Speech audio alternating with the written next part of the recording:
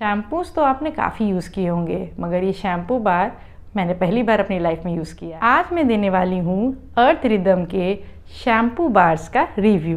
तो चलिए अपना वीडियो शुरू करते हैं। वीडियो शुरू करने से पहले मैं एक रिक्वेस्ट करूँ, प्लीज़ एंड तक देखिएगा बिना स्किप किए, ताकि आपको पूरी जानकारी मिले इस शैम्पू बार की और आप डिसीजन ले सकें कि आपको ये शैम्पू बार लेना चाहिए कि नहीं। तो ये आप देख सकते हैं, ये है रिदम का शैम्पू बार जो एक टिन केस में है, जो मैंने विद टिन मंगाया था। ये विदाउट टिन भी मिलता है। ये 80 ग्राम का साबुन है। ये अर्थ रिदम का शैम्पू बार मैंने अर्थ रिदम की वेबसाइट से मंगाया था, जिसमें कुछ ऑफ़र चल रहे थे। तो उनमें था कि अगर शैम्पू बार के साथ अगर आप कंडीशनर बार भी लेते हैं तो आपको कुछ डिस्काउंट मिलेगा। तो मुझे अराउंड 300 का पड़ा ये अर्थ रिदम का शैम्पू बार। वैसे इसकी एक्चुअल प्राइस 400 रुपीज़ है। ये बार 80 ग्राम का है और साथ ही साथ ये सल्फेट और पैराफिन फ्री है। तो ये क्रुएल्टी फ्री है, एनिमल्स पे टेस्टेड नहीं है और पैराफिन नहीं है जो बॉडी को नुकसान करती है।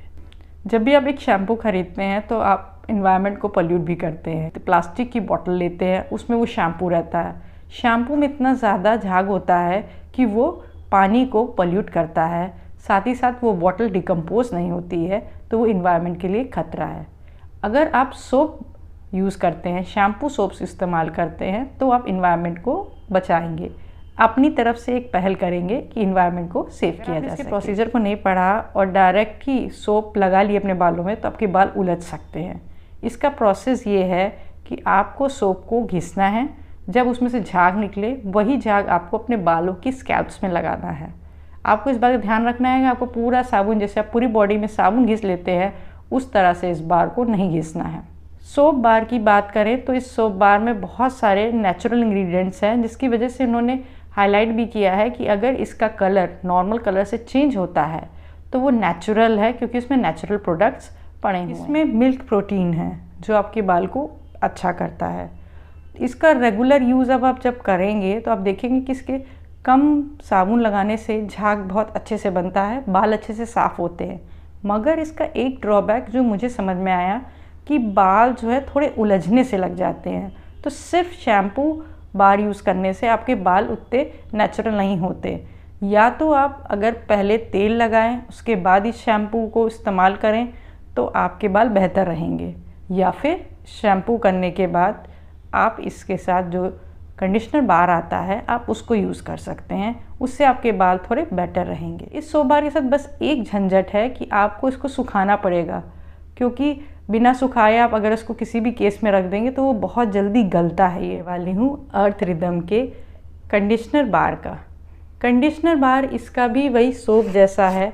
इसके टिन केस बॉटल है और इसके अंदर ये कंडीशनर का जो वेरिएंट मैंने मंगाया था, ये argan oil and जिम्नेशियन black castor oil वाला कॉम्बिनेशन है। इसकी प्राइस भी वही 400 रुपीज़ है और ये भी 24 मंथ्स के लिए वैलिड है, एक्सपायर नहीं कर। मगर इस कंडीशनर बार के साथ एक प्रॉब्लम है, वो ये है कि जो कंडीशनर बार है ये ईज़िली घिस के, जैसे आप साबुन निकाल लेते हैं वैसे घिस के इसमें से आप क्रीम नहीं निकाल पाते हैं।